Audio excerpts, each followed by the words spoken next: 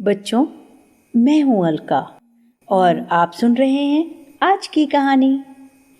आज की कहानी का नाम है कपटी न्यायाधीश। एक बहुत बड़े और घने पीपल के पेड़ के नीचे एक तीतर ने अपना घोंसला बनाया। उस पीपल के चारों ओर और भी अनेक छोटे छोटे पशु पक्षी रहते थे। उन सभी से तीतर की अच्छी मित्रता थी। एक दिन वह तीतर अपने घोंसले से खाने की तलाश में निकल पड़ा। बहुत दूर जाने के बाद वह एक मक्के के खेत में जा पहुंचा। मक्के की फसल पक चुकी थी। यह तीतर का मनपसंद भोजन था। दानों की भरमार देखकर तीतर उसी खेत में रुक गया और जी भर कर मक्का खाता रहा। वहां उसने दूसरी और बहुत सी चिड़ियों से भी दोस्ती कर ली और उनके साथ अपना समय मजे से बिताने लगा। उस दिन वह घर वापस नहीं आया, दूसरे दिन भी नहीं लौटा और इस तरह वह कई दिन तक उसी खेत में अपना मनपसंद भोजन खाता रहा और अपनी नए मित्रों से बात करता रहा। जिन दिनों तीतर बाहर था, उस समय कहीं से एक खरगोश उस पीपल के नीचे आ पहुंचा। उसके रहने का कोई ठौर ठिकाना ना था। जब उसने तीतर का खाली घोंसला देखा तो वो बहुत खुश हो गया और वह उसी में मजे से रहने लगा। कुछ दिन बाद जब तीतर लौटा तो अपने घर में एक खरगोश को रहते देखा। वह बड़ा नाराज हुआ। उसने खरगोश से पूछा, तुम यहाँ क्या कर रहे हो? यह तो मेरा घर है। खरगोश ने कहा, तुम्हारा घर जब था तब था, अब तो ये मेरा घर है। मैं यहाँ 1-2 दिन से नहीं, कई दिनों से रह रहा हूँ। यह सुनते ही तीतर को बड़ा गुस्सा आ गया। तीतर ने कहा, लेकिन तुम यहाँ कैसे रह सकते हो? यह घोंसला मैंने अपने लिए खुद बनाया है। मैं हमेशा से इसी घर में रहा हूं। अगर तुम्हें विश्वास ना हो तो किसी भी पड़ोसी से पूछ लो। खरगोश ने कहा, मैं क्यों पूछूं? मैं जब यहाँ आया था तब यह बिल्कुल खाली पड़ा था, तभी से मैं इसमें रहने लगा। जिस घर में जो रहता है वह उसी का हो जाता है।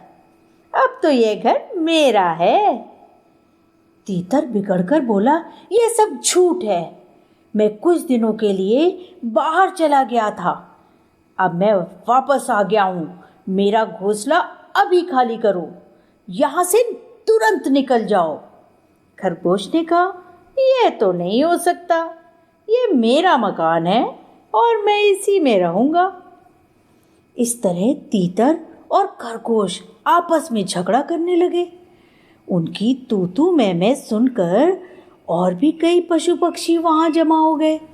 उन्होंने तीतर की बात सुनी और खरगोश की भी, मगर कोई भी यह तय नहीं कर सका कि घर किसका होना चाहिए।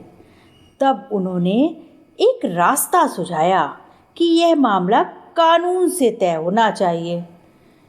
इस पर तीतर और खरगोश ने मामला किसी न्यायाधीश के सामने रखने का निश्चय किया।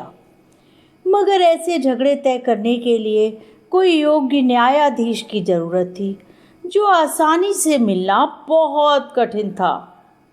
इस खोज में वे दोनों घंटों इधर उधर भटकते रहे। अंत में गंगा के किनारे पहुंचे। नदी किनारे कुछ दूरी पर एक बिलौटा दिखाई दिया। उस बिलौटे को देखते ही वे दोनों डर गए। उन्हें जान का खतरा था, क्योंकि बिलौटा तो उन्हें देखते ही खा जाता। बिलौटा बहुत बदमाश था। खरगोश और तीतर को इस ओर आते देखकर उसने झट से अपनी आंखें बंद की और हाथ में माला ले ली और पीछे के दोनों पैरों पर खड़े होकर राम नाम का जाप शुरू कर दिया। तीतर और खरगोश ने बिलौटे को पूजा पाठ करते देखा तो चक्कर में पड़ गए। ऐसा अच्छा बिलौटा तो उन्होंने पहली बार ही देखा था।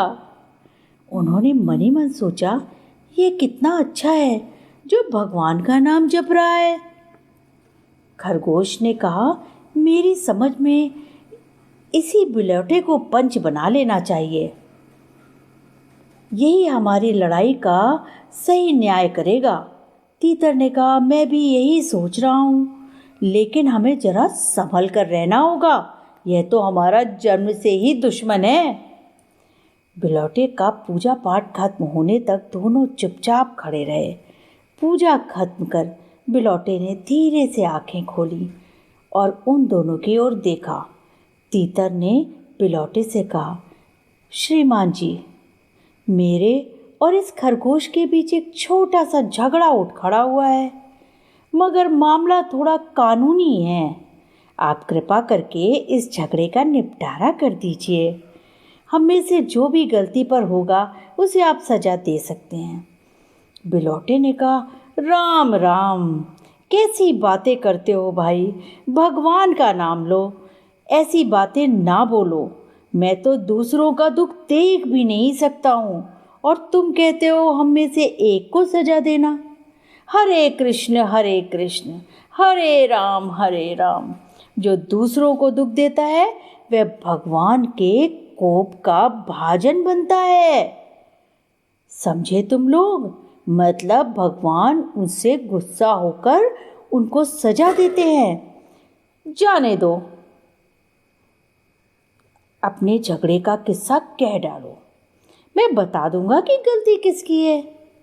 तीतर ने कहा, किस्सा यूं है कि मैं कुछ दिन पहले बाहर रहने के बाद जब घर लौटा तो देखता क्या हूँ, इस खरगोश ने मेरे घोंसले पर कब्जा कर लिया है।